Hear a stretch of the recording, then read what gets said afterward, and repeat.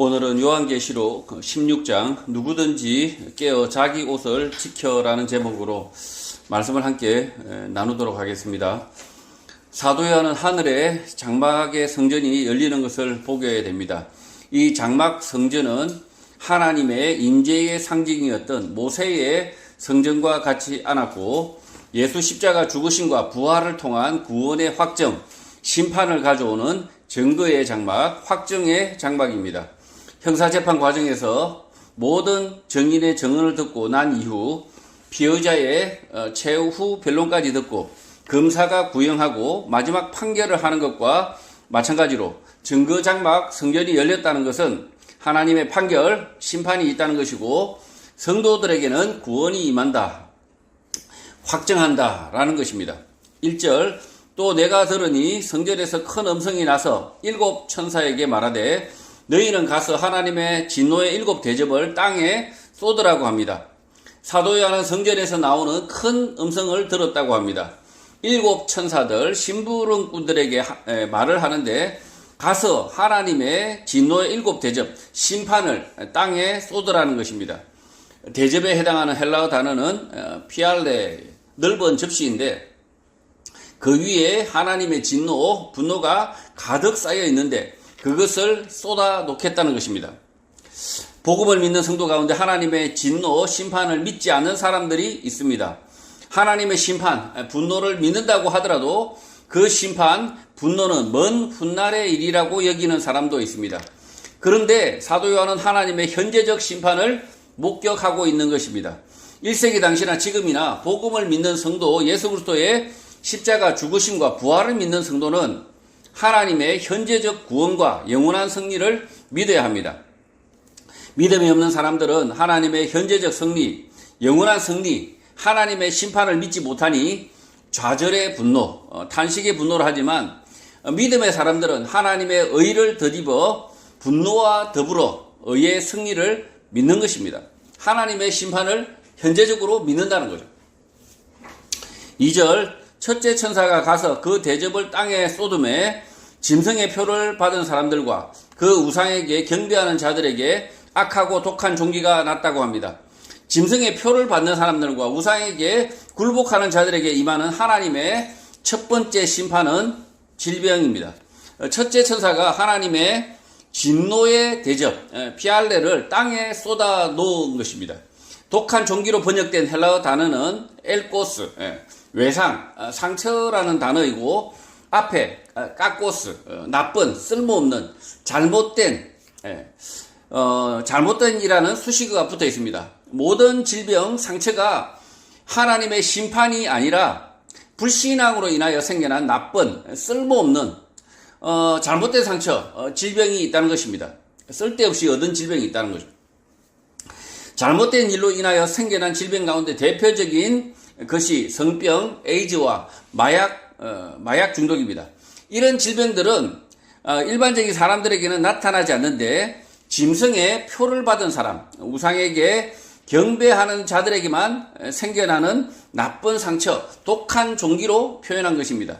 사도 요한이 본 환상은 하나님의 심판이 훗날 일어나는 것이 아니라 이 땅에서 현재적으로 일어나고 있다는 것입니다. 우리의 구원이, 영생이 현재부터 영원이라면 하나님의 심판도 마찬가지랍니다. 하나님의 심판도 현재에서부터 영원까지 심판은 이어진다는 거죠. 3절 둘째 천사가 그 대접을 바다에 쏟음에 바다가 곧 죽은 자의 피같이 되니 바다 가운데 모든 생물이 죽었다고 합니다. 하나님의 두 번째 진노, 심판의 대접이 바다에 쏟았다고 합니다. 그러자 바다가 죽은 자의 피같이 되어서 바다 가운데 모든 생물이 죽었다고 설명합니다. 바다의 이런 현상은 우리가 매우 잘 알고 있습니다. 적조 현상입니다.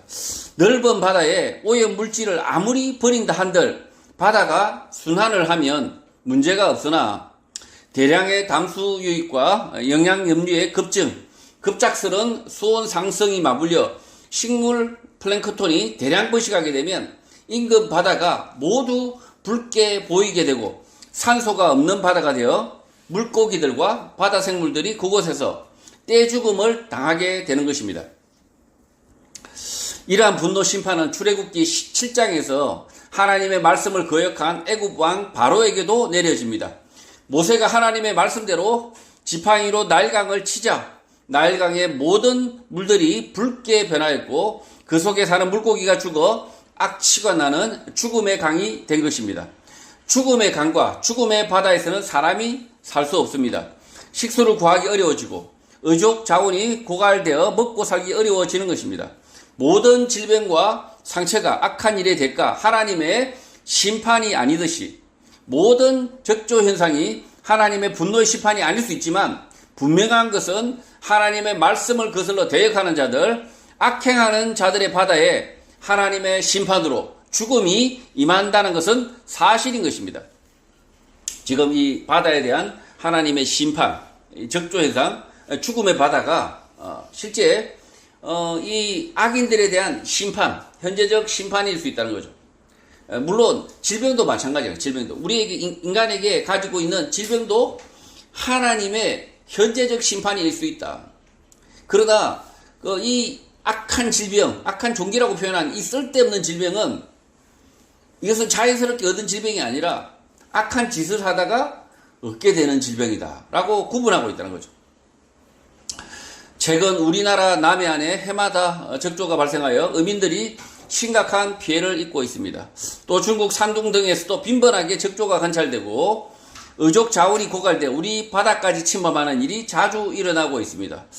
적조 현상, 죽음의 바다 문제는 하나님의 말씀을 거스르는 자들에게 하나님의 현재적 심판으로 올 수 있는 것입니다. 이 적조가 그냥 올 수 있는 일이긴 하지만 그러나 이것이 하나님의 심판의 도구로 악한 자들에게 거짓말하는 자들에게 심판으로 하나님이 내려줄 수 있다라고 지금 말하고 있는 거죠. 4절 셋째 천사가 그 대접을 강과 물 근원에 쏟음에 피가 되었다고 합니다. 세 번째 하나님의 심판은 마시는 물입니다. 이스라엘, 유럽, 중국 등에서 강과 샘물이 붉은색으로 변하는 현상이 발생하는데 원인은 땅속의 산화철이나 구리 성분이 지표로 쏟아져 나와 물이 붉게 변했을 것으로 추정합니다. 그러나 원인은 정확하게 모르지만 강과 물이 피처럼 붉게 변하게 되면 그 물을 마실 때 악취나 쓴맛으로 고역을 겪는 것입니다. 이 물이 냄새가 나거나 아주 역한 맛이 난다면 그 물을 먹기가 굉장히 어렵습니다.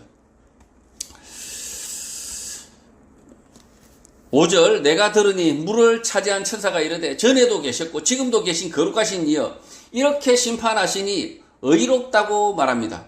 하나님께서 먹는 물, 강과 샘물을 붉게 만드신 이 하나님의 이 심판이 의롭다라고 지금 말하고 있는 거죠. 셋째 천사가 강과 샘물을 이렇게 만든 분은 전에도 계셨고 지금도 계신 거룩하신 분이다. 그분의 악인들에 대한 심판인데 의롭다고 말하는 것입니다. 이것이 그냥 우연히 온 것이 아니라 이 전에도 계셨던 이 만물을 창조하신 하나님께서 심판의 도구로 쓰고 계신다는 거죠. 강과 샘물에서 악취와 쓴맛이 나서 고통을 당하는 것은 하나님의 현재적 심판이라는 것입니다. 이 지구상에 많은 곳에서 이 강물과 이 샘물의 악취와 쓴맛 때문에 고통당하는 사람들이 있습니다. 앞으로도 그럴 것이고요.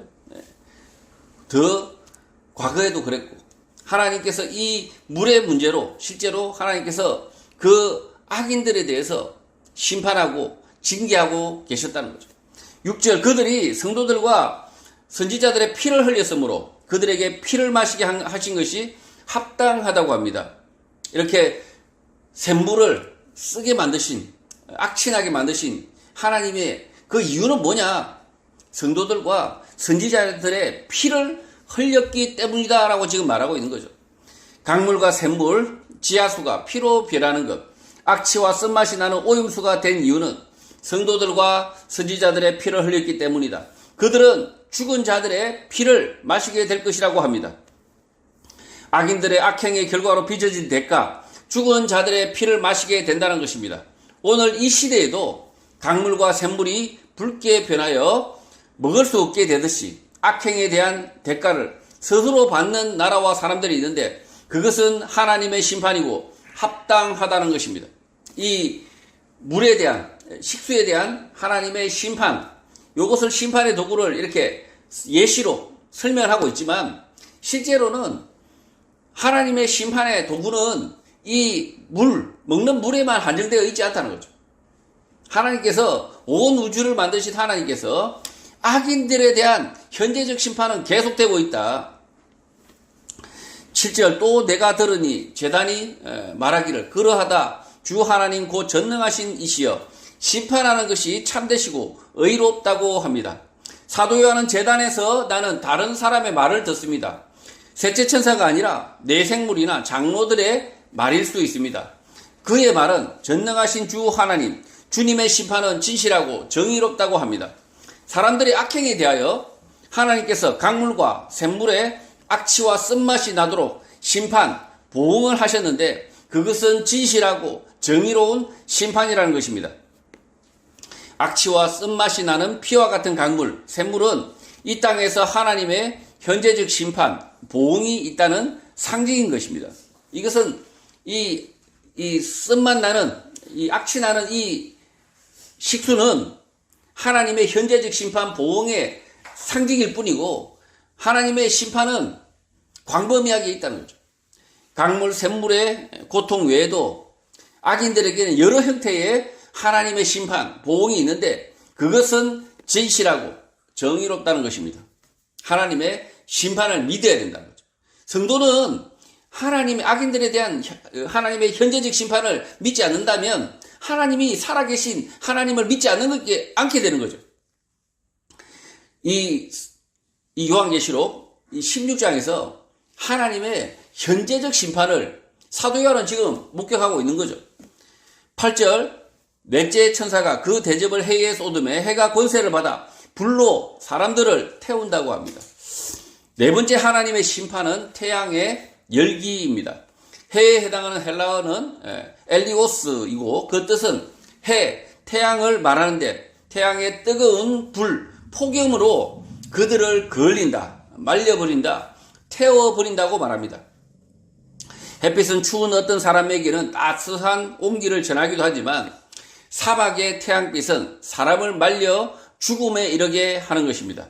하나님은 뜨거운 태양빛을 심판의 도구로 사용하신다는 것입니다. 이 태양빛도, 이 뜨거운 태양빛도 하나님의 심판의 도구로 사람들을 그을리게 한다, 태워버린다는 거죠. 9절 사람들이 크게 태워진지라 이 재앙들을 행하는 권세를 가지신 하나님의 이름을 비방하며 또 회개하지 아니하고 주께 영광을 돌리지 않았다고 합니다. 어떤 사람들이 엄청난 열기에 태움을 당했다. 폭염이 덮쳤다는 것입니다. 그러나 그 사람들은 이런 심판의 권세를 가지신 하나님의 이름을 모독하고 회개하지 않고 주께 영광을 돌리지 않았다는 것입니다. 그들이 지금 이 뜨거운 태양 폭염 속에서 많은 사람들이 죽었는데 하나님의 그 무서움과 하나님의 그 권세를 인정하지 않고 오히려 하나님을 저주하고 비방했다는 겁니다. 1936년 여름 미국 중서부와 캐나다 남부에 기록적 폭염과 가뭄이 닥쳐 농작물에 큰 피해를 남기고 5,000명 이상 많은 사람들이 사망을 합니다. 중부 노스다코타에서는 49도까지 치솟는 기록이 나타났고 중서부 대부분의 지역에서 40도가 넘는 폭염에 시달리게 됩니다. 그러나 태평양 반대쪽인 한국에서는 그해 태풍으로 1,104명이 사망하게 됩니다. 폭염과 가뭄은 자연현상이지만 우주와 자연을 만들고 유지하시는 분은 하나님입니다. 만물을 성장하게 하는 태양빛이 때로는 하나님의 심판의 도구가 되기도 하는 것입니다. 지금 이 폭염, 이 태양빛의 이 뜨거운 이것이 하나님의 심판의 도구로 사용되기도 한다. 그것을 지금 사도 요한이 목격하고 그것을 말하고 있다는 거죠. 10절 또 다섯째 천사가 그 대접을 짐승의 왕자에 쏟으니 그 나라가 곧 어두워지며 사람들이 아파서 자기 혀를 깨물었다고 합니다. 다섯 번째 하나님의 심판은 왕과 정부입니다. 다섯 번째 천사 심부름꾼이 심판의 대접을 짐승의 왕자에 쏟았다. 로마와 황제에게 쏟아 부었다는 것입니다. 짐승 로마 황제의 왕국이 망했고 그 왕국의 사람들이 고통을 피하기 위하여 자기 혀를 깨물고 죽었다는 것입니다. 이 정부라고 하죠. 이 다섯 번째 심판은 그 정부와 대통령, 왕과 황제라는 거죠. 그들에게 이 멍청한 악한 이 황제에게 하나님의 진노를 쏟아부으니, 하나님의 심판을 쏟아부으니 그 나라에 사는 사람들이 너무 고통스러워서 자기 혀를 깨물고 죽었다는 거죠. 자기 혀를 깨물고. 그만큼 이 왕들, 이 황제들의 악행이 그 백성들에게는 아주 치명적인 고통을 안기고 있다. 근데 그 치명적인 고통을 안고 있는 이 백성들은 하나님의 심판 가운데 있다는 거죠. 악행을 저질러서 그들이 하나님의 죄에 대한 대가, 보응, 현재적 심판을 경험하고 있다는 거죠. 그러니 악한 왕을 가졌다. 악한 대통령을 가졌다. 악한 정부를 가졌다. 하나님의 심판 아래 있다는 겁니다. 그들의 거짓말 때문에, 백성들의 그 거짓말 때문에, 그 죄악 때문에 이 백성들은, 이 국민들은 하나님의 심판 가운데 있다. 하나님의 고통 가운데 있다라는 거죠. 오늘 시대도 마찬가지입니다.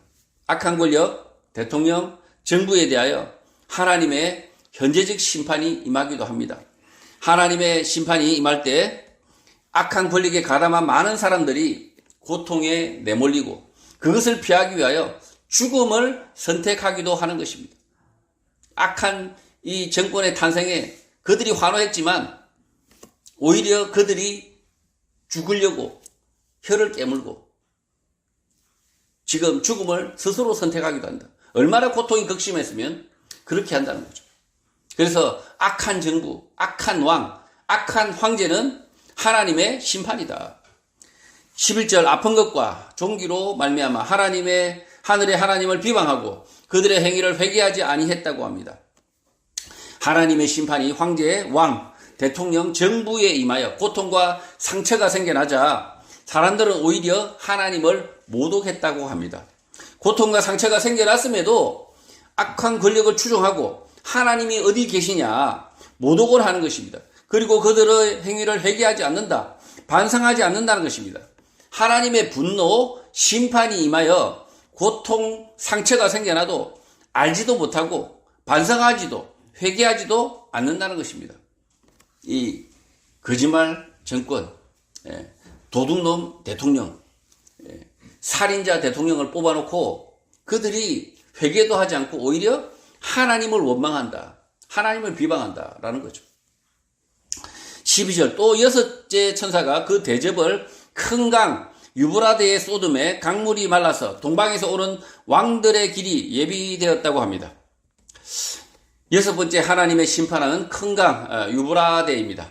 하나님의 심판의 도구로 나라를 사용하신다는 것입니다. 유브라데 강 이렇게 이 동과 이 가운데 북에서부터 아래로 쭉 갈라놓아서 이 동과 서를 구분하고 있는 이 큰 강 유브라데입니다.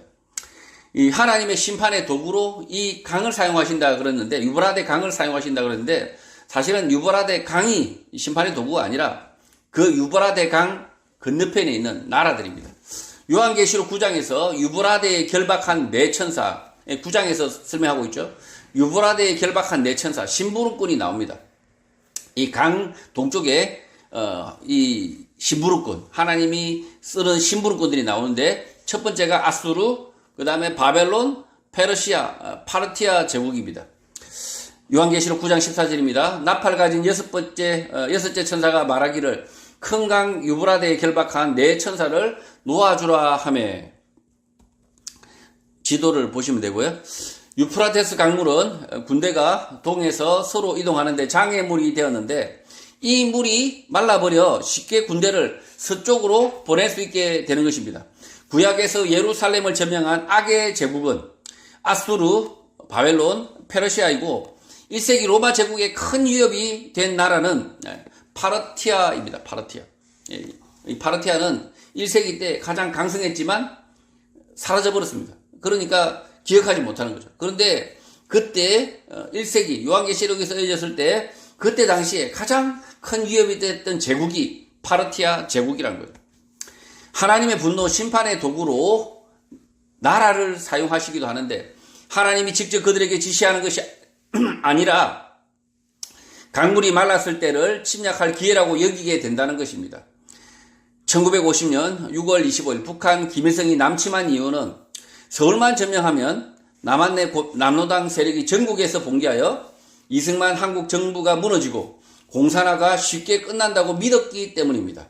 김일성의 오판으로 시작된 한국전쟁은 많은 고통과 희생이 뒤따랐고 2024년 아직도 휴전 중입니다. 한국전쟁을 한국인의 불신앙, 죄에 대한 하나님의 심판으로 본다면 그 이유는 한국교회가 일제시대에 신사참배 찬성을 결정한 이후 해방을 맞자 회개를 하지 않고 오히려 신사참배를 반대한 교인들을 따돌리고 핍박했기 때문입니다. 지금 이 하나님의 심판의 도구로 나라를 사용하시는데 이 나라를 사용하시는데 하나님이 그 나라에 쳐들어가라고 명령하신 것이 아니라 그 나라가 오판을 한다는 거죠. 그 나라가 오판을 해서 이들이 엉뚱한 결정을 해서 쳐들어온다는 거죠. 한국교회 성도들에게 1938년 9월 9일 평양 서문교회에 있었던 조선과 만주 27개 노회의 총대 193명, 목사가 86명, 장로가 85명, 선교사 22명이 모였던 조선 예수교 장로회 제27회 총회 결정은 수치의 역사, 수치스러운 결정입니다. 당시 총회장으로 선출된 평북노회 홍택기 목사가 신사참배 결의를 하고 성명서를 발표하는데 그 내용의 일부를 소개하겠습니다. 아등은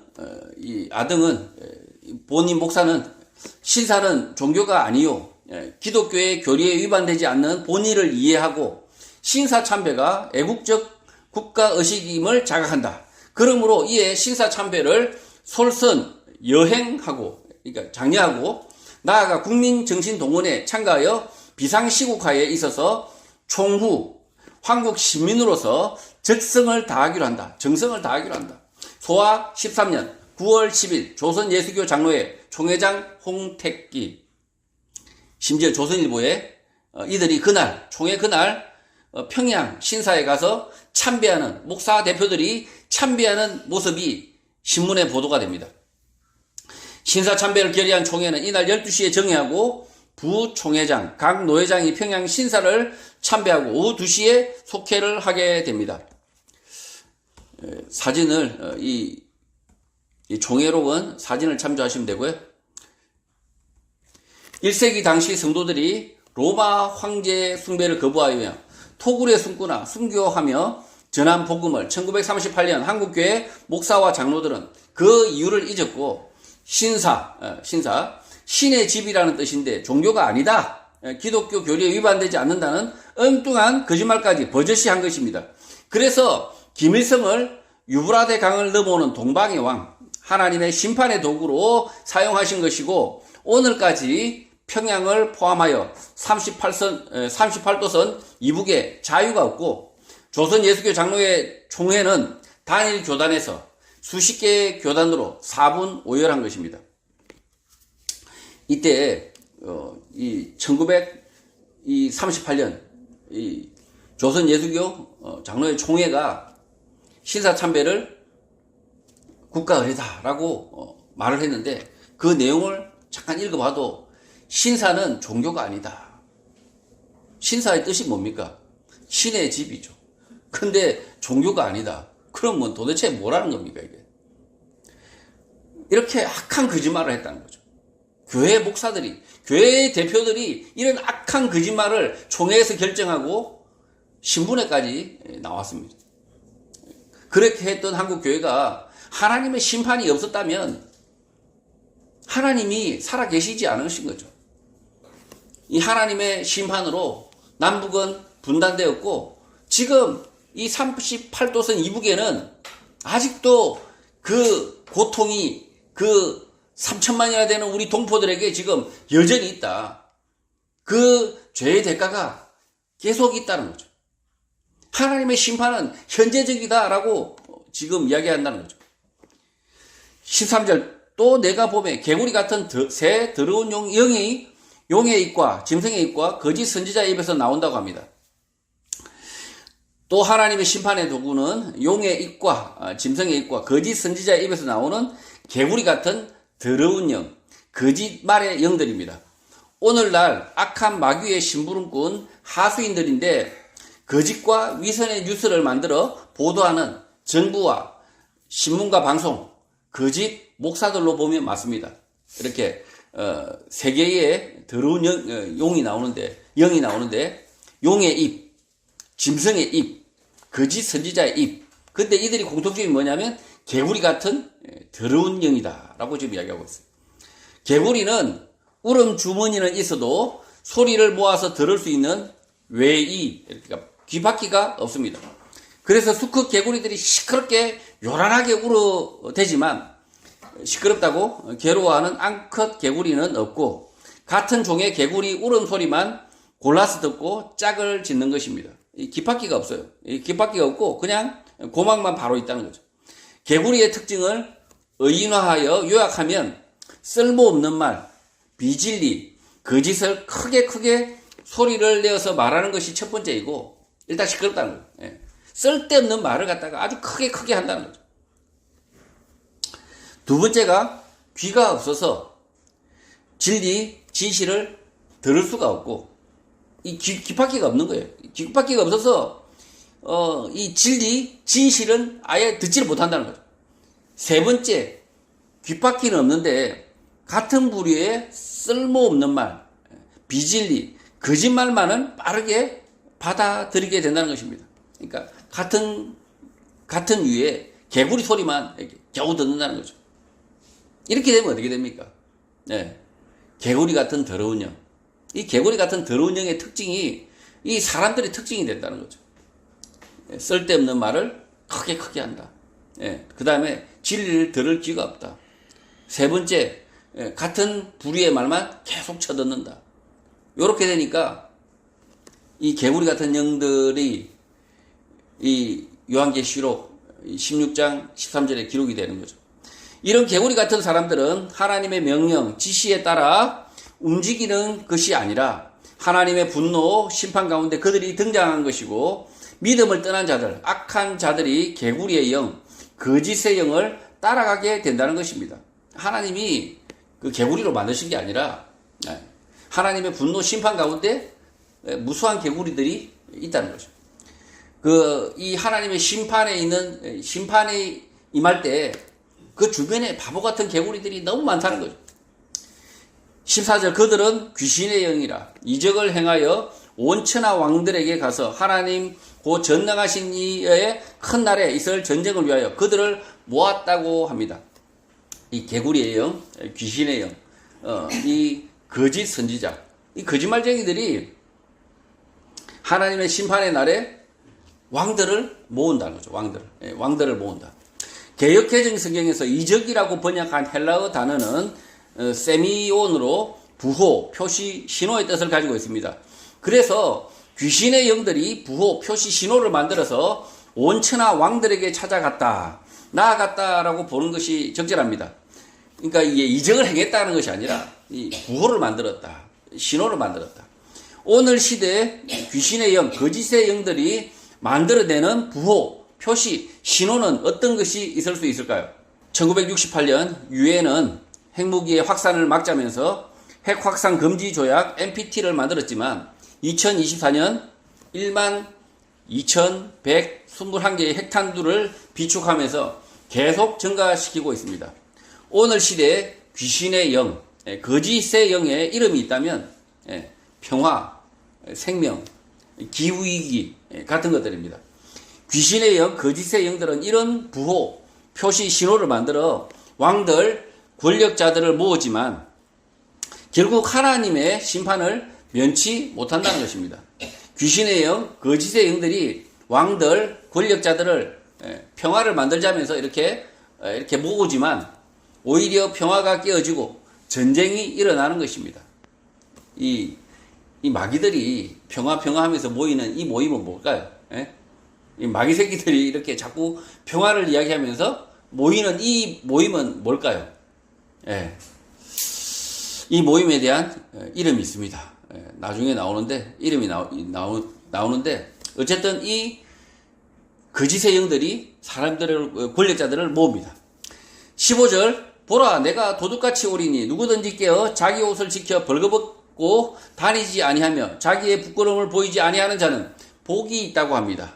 갑자기 이 15절 말씀은 뜬금이 없는 것 같지만, 뜬금이 없는 것 같지만, 실제로 이 말씀의 이유는 뭘까요? 이 왕들이 세상 권력들이 이렇게 엉뚱한 짓을 하는데 성도는 어떻게 해야 되냐? 자기 본분을 지키라는 거죠. 자기 본분을 지켜라. 쓸데없는 짓 하지 말고 자기의 본분을 지켜라 라고 지금 자기의 위치를 지켜라 라고 지금 15절에 말씀하고 있다는 거죠. 예수 그리스도의 재림, 하나님의 심판의 날, 종말은 도둑같이 온다고 말합니다. 세상의 종말과 개인의 종말을 구분하여 생각할 필요가 없고 오늘의 개인의 종말, 온 세상의 종말이 될 수 있다는 것입니다. 이 세상의 종말을 굳이 내가 언제 올지 기억할 필요 없다는 거죠. 이 세상의 종말과 개인의 종말이 같습니다. 같을 수 있습니다. 그러니까 누구든지 깨어 자기 옷을 지켜 벌거벗고 다니지 아니하며 자기의 추한 모습을 보이지 않게 하는 자가 복이 있다고 하는 것입니다. 성도는 하나님의 심판과 예수 재림의 날이 먼 훗날이 아니라 현재 늘 오늘로 알고 살아야 한다는 것입니다. 믿음으로 늘 깨어 있어야 하고 부끄러운 삶을 살면 안 되는 것입니다. 성도는 자기 일을 하라는 거죠. 쓸데없이 아마겟돈 전쟁이다, 제3차 세계대전이다, 쓸데없는 생각하지 말고 자기 일을 하라. 이 하나님이 심판이 도둑같이 종말이 오리니 너도 언제 죽을지 모르니 자기 일을 하라. 깨어 있어서 자기 옷을 지켜서 벌거벗고 다니지 말아라 라고 지금 이야기하고 있다는 거죠. 16절, 새 영이 히브리어로 아마겟돈이라 하는 곳으로 왕들을 모았다고 합니다. 아마겟돈은 아주 유명하죠. 아마겟돈. 영화도 나오고 이 요한계시록 16장 16절에 이 아마겟돈을 엉뚱하게 풀어서 영화도 만들고 온갖 사이비도 나오고 많은 거짓말이 나왔는데, 아마겟돈은 히브리어 하르 메기돈의 헬라식 표현으로 머깃도의 산이라는 뜻입니다. 머깃도는 주둔지라는 뜻의 갈멜산 남쪽에 위치한 성읍으로 구약 성경에서 전쟁의 주요 무대가 됩니다. 문맥을 따라 생각해보면 개구리와 같은 더러운 귀신의 영, 거짓의 영들이 평화와 같은 거짓 구호로 왕들을 모았는데 하필이면 모인 이곳이 전쟁터 머깃도라는 것입니다. 유다 왕 요시아가 애굽의 왕 바로 느고 군대와 맞서다가 전사한 곳이 머깃도인데, 여러 왕들, 권력들이 머깃도에 모여 평화를 만들겠다고 모이지만 하나님의 심판, 전쟁을 피할 수 없는 것입니다. 먼나스의 손자 요다 왕 요시아는 아버지 아몬이 재위 2년 만에 쿠데타로 살해당하자 8살에 왕으로 즉위하고, 역대하 35장에서 그가 즉위 18년째 되는 해에 불과 26살의 젊은 왕으로 어린 양과 어린 염소 3만 마리와 수소 3천 마리를 내어주며 외의 자손들과 온 유다 이스라엘 백성들에게 유월절과 무교절을 지키게 합니다. 요시아의 이런 말과 행동을 보면 유월절 무교절을 지켜 남유다와 북이스라엘 백성들에게 선정을 베푼 것 같으나 머깃도에서 문제적 행동을 하여 젊은 나이에 숨지게 되고 남유다 왕국도 멸망하게 됩니다. 이 유교절과 무교절을 지키고 나서 곧장 출병을 하죠. 출병을 해서 이 26살의 요시아 왕이 사망하게 됩니다. 역대하 35장 22절입니다. 요시아가 몸을 돌이켜 떠나기를 싫어하고 오히려 변장하고 그와 싸우고자 하여 하나님의 입에서 나온 느고의 말을 듣지 아니하고 머깃도 골짜기에 이르러 싸울 때에, 요시아 왕은 바벨론과 싸우기 위하여 갈그미스로 향하던 애굽 왕 바로 느고의 입을 통하여 유다와 싸울 뜻이 없음을 전해 듣습니다. 요시아는 바로 누구의 말을 들었고 그 말 속에서 하나님의 입의 말씀을 찾지 않았다. 하나님의 뜻을 살피지 않았다고 기록하고 있고 결국 먹기또 골짜기에서 변장하고 바로 누구와 싸우다가 화살에 맞아 죽게 된 것입니다. 왕으로 이렇게 싸운 것이 아니라 변장을 해서 병사로 그래서 떠나지 않고 싸웠다는 거죠. 아마겟돈은 선정을 베풀었다고 기록된 요시아조차도 평화를 만들지 못하고 어리석게 전쟁을 하게 되어 죽게 된 곳입니다. 요시아의 어리석음의 이유는 깨어있어 자기 옷을 지켜 벌거벗고 다니지 않았어야 했지만 그렇지 못했다는 것입니다. 자기의 본분을 지켰어야 되는데 자기 주제를 알았어야 되는데 그렇지 못했다는 것입니다. 요시아는 하나님의 뜻보다 자신의 힘, 군대를 믿고 싸우기를 싫어하는 애국과 싸우는 어리석은 일을 선택했고 그 싸움의 결과가 자신의 죽음이었던 것입니다.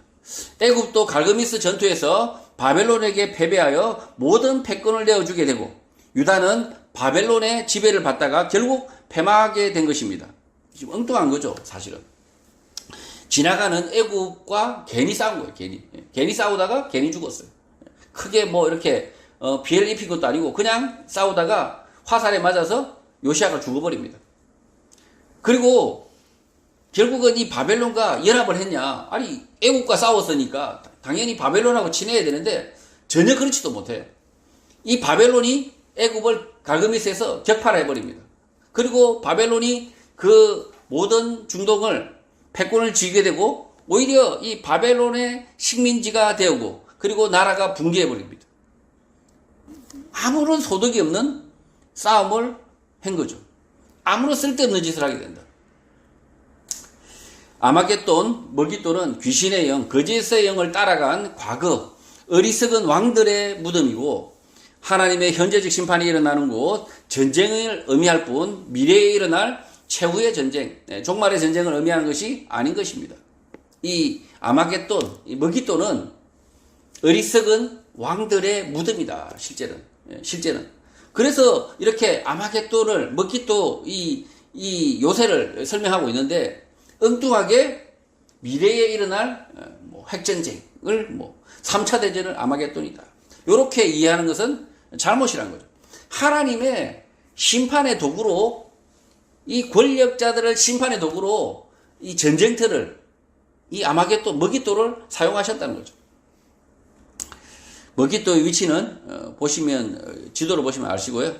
이스라엘 북쪽에 위치하고 있습니다. 17절 일곱째 천사가 그 대접을 공중에 쏟음에 큰 음성이 성전에서 보좌로부터 나서 이르되 되었다라고 말합니다. 일곱 번째 하나님의 심판은 공중 하늘입니다.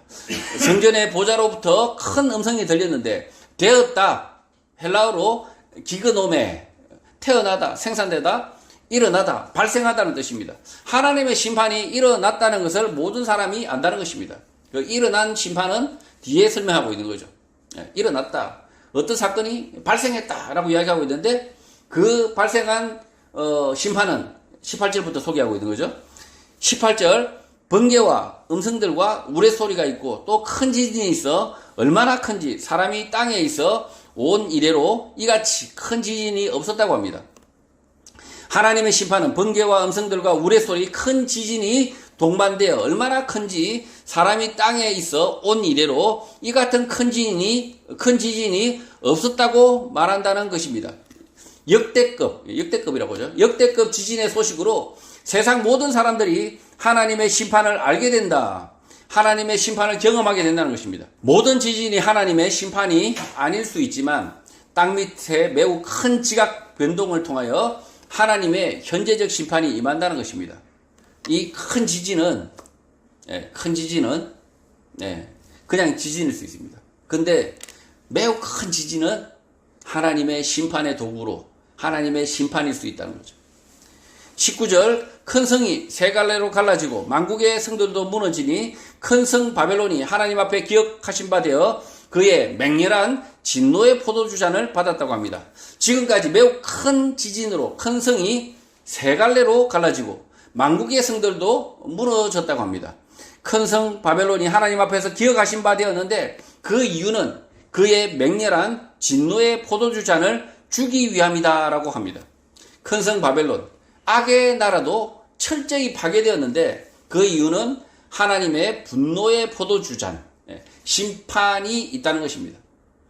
이 하나님의 현재적 심판, 이 악한 나라에 대한 맹렬한 심판 있습니다. 있다는 것을 믿어야 됩니다. 성도가 그것을 믿지 않는다면 하나님은 죽은 하나님이 되는 거죠. 이 요한계시록에 사도 요한이 하나님의 현재의 심판, 그리고 그 이전부터 하나님께서 심판하셨던 것을 지금 다시 되돌려서 보고 있다는 거죠. 20절, 각 섬도 없어지고 산악도 간데 없다고 합니다. 큰 성 바벨론은 하나님의 분노의 포도주잔을 피할 수 없었는데 그 나라의 섬도 없어지고 산악도 간데 없었다. 엄청난 지각 변동이 몰아쳤다는 것입니다. 오늘 시대에도 지진과 화산 폭발, 지각 변동으로 섬이 없어지기도 하고 산도 흔적도 없이 사라지기도 하는데 하나님의 심판이 이와 같다는 것입니다. 아무리 지금 강대한 나라라 하더라도 이 악한 나라, 하나님의 진리를 거스른 나라는 산산조각이 난다. 하나님의 심판이 임할 수밖에 없다. 악하니까 그 자체 그 나라의 모순과 죄악으로 인해서 스스로 분열하고 하나님의 심판 속에서 그 나라가 사라진다는 거예요. 21절, 또 무게가 한 달란트나 되는 큰 우박이 하늘로부터 사람들에게 내리매 사람들이 그 우박의 재앙 때문에 하나님을 비방하니 그 재앙이 심히 크다고 합니다. 한 달란트로 번역되는 헬라어 단어는 달란 띠아이오스, 한 달란트의 가치, 무게라는 뜻으로 한 달란트의 무게 대략 27kg의 우박을 말하는 것으로 보이지는 않지만 이와 비슷한 매우 큰 우박이 내렸다고 말하고 있습니다. 이 달란트가 아니라 헬라 원문에는 달란티아이오스, 그러니까 한 달란트의 무게 뭐 이런 뜻이라는 거죠. 그만큼 큰 우박이라는 거죠. 주먹만한 우박이 하늘에서 떨어져도 속도 때문에 맞는 사람은 즉시 죽습니다. 하늘에서 우박이 떨어지는데 주먹 같은 우박이 떨어지면 그 우박에 떨어지는 속도가 워낙 가속도와 속도가 세기 때문에 맞으면 찢어지고 죽는다는 거죠. 또 건물 안으로 피하더라도 지붕이 떡 뛰어나가고 숲과 나무, 작물, 식물이 모두 파괴되는 엄청난 충격을 줄 수 있습니다. 이런 우박이 떨어지자 사람들은 회개하거나 돌이킬 생각이 없고 하나님을 원망하고 비방하게 된다는 것입니다.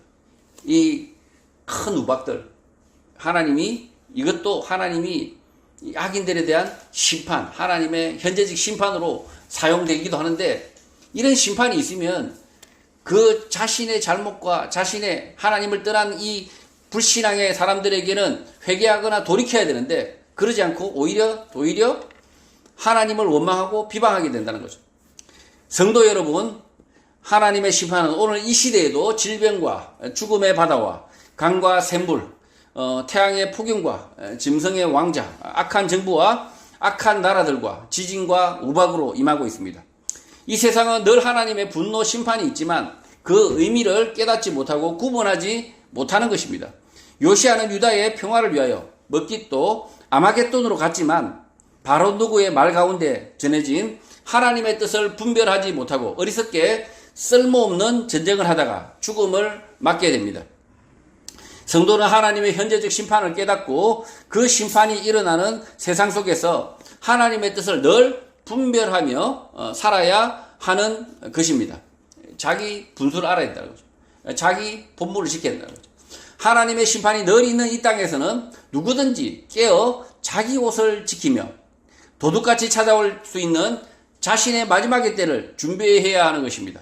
이 땅에서 삶을 주신 마지막의 날까지 깨어 있어 자기 본분을 지켜 영생 얻는 거룩한 성도가 되시기를 주님의 이름으로 축복합니다.